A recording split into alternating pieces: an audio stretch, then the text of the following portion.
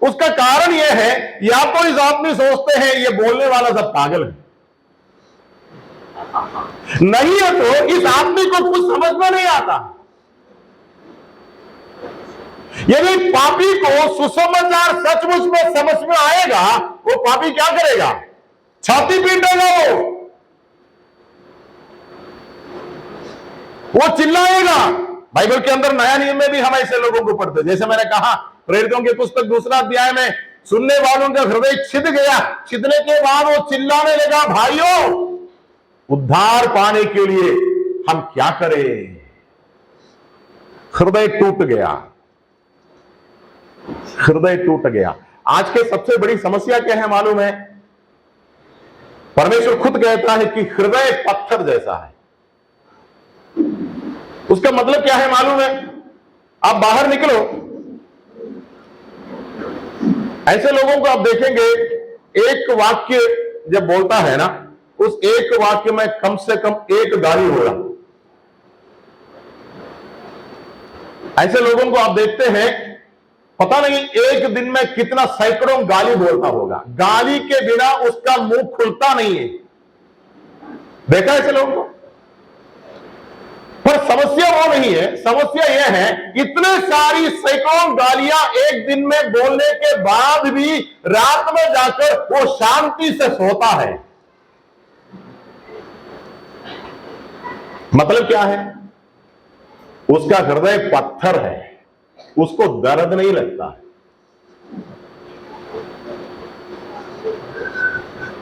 दिन भर चोरी करेगा, गाली देगा, व्यभिचार करेगा, गंदे गंदे काम करेगा, पर रात में जाकर शांति से सोएगा। भाई बहन, क्या आप ऐसे में से कोई है? आप में से ऐसा कोई है जो दिन भर पाप करता है, रात में आराम से सोता है? खतरा है भाई, आपका हृदय पत्थर है।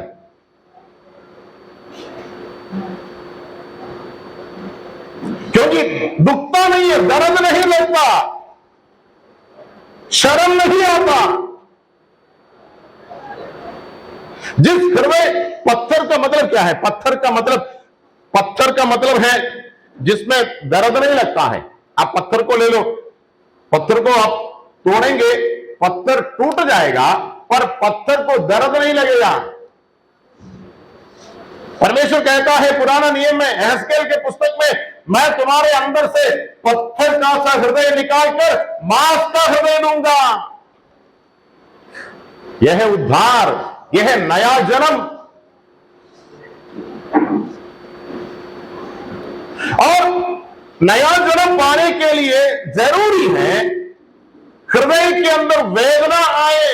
वेदना कब आएगा? वेदना तब आएगा जब एक व्यक्ति को समझ में आएगा, मैं जन्म से अशुद्ध हूं, अपवित्र हूं। मैं अपवित्र क्यों हूं? मैं अपवित्र इसलिए हूं क्योंकि मैं अपवित्र माता पिता से पैदा हूं। इसलिए रोमिन की पत्र में ऐसा लिखा है, कोई भेद नहीं, कोई भेद नहीं, सबने पाप किया। आज शाम के समय, जैसे मैंने शुरू में कहा, हम ये चाहते हैं कि हमारे उद्धार के विषय में थोड़ा सा हमें निश्चयता मिले, अंदाजा के ऊपर हम ना चले। हम में से कोई ऐसा ना बोले कि मैं भी स्वर्ग जाना चाहता हूं, स्वर्ग जाने की इच्छा मेरे अंदर भी है, इसलिए मुझे लगता है कि मेरा उद्धार हुआ। नहीं, स्वर्ग जाने की इच्छा रखने वाले बहुत से लोग नरक में जाएगा। स्वर्ग जाने की इच्छा रखने वाले बहुत से लोग नरक में जाएगा, क्योंकि उनका खोपड़ी स्वर्ग की ओर है लेकिन चलता नरक की ओर है। प्रभु के पास ऐसे लोग, कई लोग आया। एक बार एक जवान व्यक्ति आया प्रभु के पास।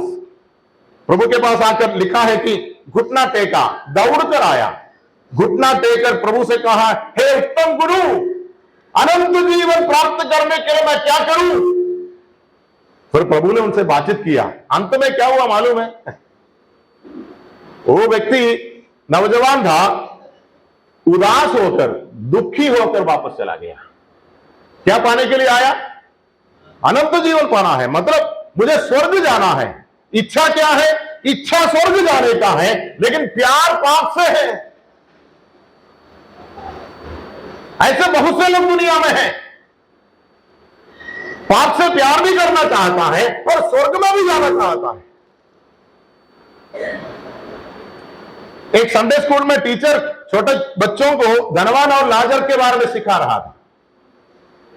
धनवान और लाजर के बारे में पूरा सिखाने के बाद टीचर ने बच्चों को पूछा, बच्चे, धनवान और लाजर, इन दोनों में से तुमको कौन बनना है? तो कई बच्चों ने कहा, मुझे लाजर बनना है, क्योंकि वो मरने के बाद प्रभु के पास गया या स्वर्ग में गया। लेकिन एक बहुत तेज लड़का था, बड़ा शरारती था, वो चालाक था। वो उसने टीचर से कहा, टीचर, जब तक मैं इस पृथ्वी में हूं धनवान जैसे जीना है, और जब मैं मरूंगा लाजर जैसे मरना है।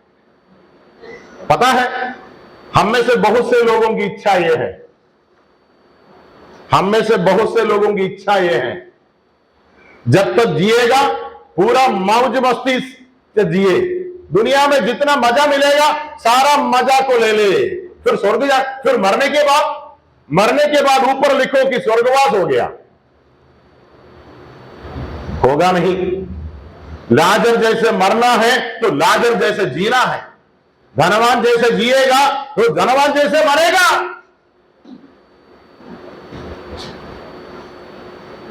अशुद्ध व्यक्ति से अशुद्ध व्यक्ति उत्पन्न होगा। अच्छा, अशुद्ध व्यक्ति उत्पन्न होने से परिणाम क्या है?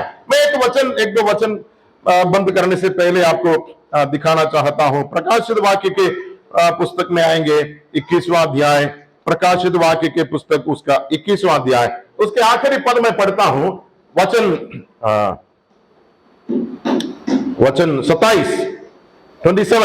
परंतु कोई भी अपवित्र वस्तु या कोई घृणित कार्य अथवा झूठ पर आचरण करने वाला उसमें प्रवेश ना करेगा, परंतु केवल वे जिनके नाम मेमने के जीवन की पुस्तक में लिखे हैं उनमें प्रवेश नहीं करेगा। किसके विषय में बोल रहे हैं? किसमें प्रवेश नहीं करेगा? यदि आपको उसका थोड़ा सा संदर्भ मिलना है तो हम दूसरा पद पढ़ेंगे, 21वां अध्याय का दूसरा पद। पूरा अध्याय इसी के संबंध में है। 21वां अध्याय का दूसरा पद देखिए। फिर मैंने पवित्र नगरी नए यरूशलेम को परमेश्वर की ओर से स्वर्ग से उतरते देखा। वो ऐसी सजाई गई थी जैसी दुल्हन अपने पति के लिए श्रृंगार किए हो। ठीक है, यहां का संदर्भ अलग है, लेकिन ये कलीसिया के विषय में है जो असली कलीसिया है। ये स्वर्ग की कलीसिया है। स्वर्ग की कलीसिया का मतलब यह है जिस किसी का नाम जीवन के पुस्तक में लिखा है वो स्वर्गीय कलीसिया का सदस्य है। और फिर आखिरी में हमने पढ़ा, कोई भी अपवित्र वस्तु या कोई घृणित काम अथवा झूठ पर आचरण करने वाला उसमें प्रवेश नहीं करेगा। मतलब क्या है? स्वर्ग का द्वार अशुद्ध लोगों के लिए बंद किया है। स्वर्ग का द्वार अशुद्ध लोगों के लिए बंद रखा है। एक और वचन पढ़ेंगे, 22वां अध्याय निकालिए, 22वां अध्याय के 14-15 पढ़ेंगे। धन्य है वे जो अपने वस्त्रों को धो लेते हैं, जिससे वे जीवन के वृक्ष के अधिकारी हो और फाटकों से नगर में प्रवेश कर सके। 15वां पद, पर कुत्ते, जादू टोना करने वाले, व्यभिचारी, हत्यारे, मूर्ति पूजक और सब जो झूठ को चाहते वह उस पर आचरण करते हैं बाहर रहेंगे। कुत्ते का मतलब क्या? कुत्ते बाहर रहेंगे। क्या उसका मतलब यह है कि बाकी सब जानवर अंदर जाएंगे?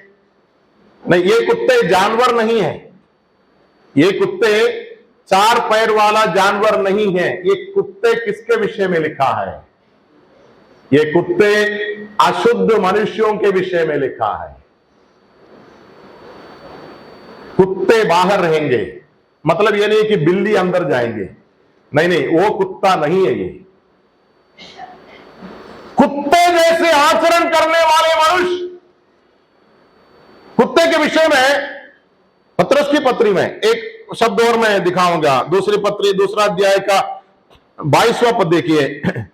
दूसरी पत्री दूसरा पत्रस दूसरा अध्याय 22वां पद। उन पर यह कहावत ठीक बैठती है, कुत्ता अपने वमन के पास लौटता है और नहलाई हुई सुवर्णी कीचड़ में लौटने के लिए लौट जाती है। कुत्ता क्या करता है? कुत्ता अपने वमन के पास, मतलब उसने जो खुद उल्टी किया वो उल्टी की ओर वापस जाता है। क्या दिखाता है? गंदा है। ये गंदगी का एक पहचान है, ये चिन्ह है। ये उन मनुष्यों के विषय में है जो गंदगी को पसंद करता है, गंदगी में जिसको मजा आता है। नहलाई हुई सुवर्णी उसको छोड़ दो, वापस सीधा गंदगी में जाएगा, क्योंकि गंदगी में जितना मजा उसको आता है साफ सुथरा जगह में उसको नहीं आता है। और ये सब बाहर होगा।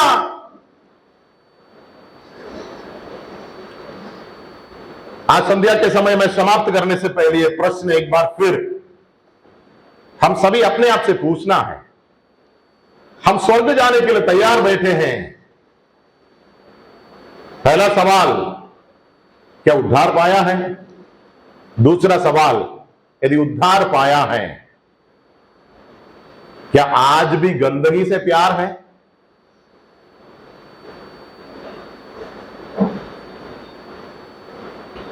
मजा कहां आता है? गंदे सिनेमा देखने में मजा आता है, गंदी चीजें सुनने में मजा आता है, दोस्तों के साथ मिलकर गंदी गंदी बातें बोलने में मजा आता है, गंदा पुस्तक पढ़ने में मजा आता है। ऐसे लोगों के विषय में लिखा है, कुत्ते बाहर होंगे।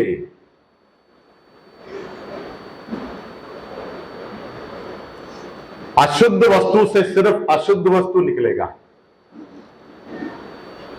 और अशुद्ध वस्तु अशुद्धता के साथ अपना परिचय देगा।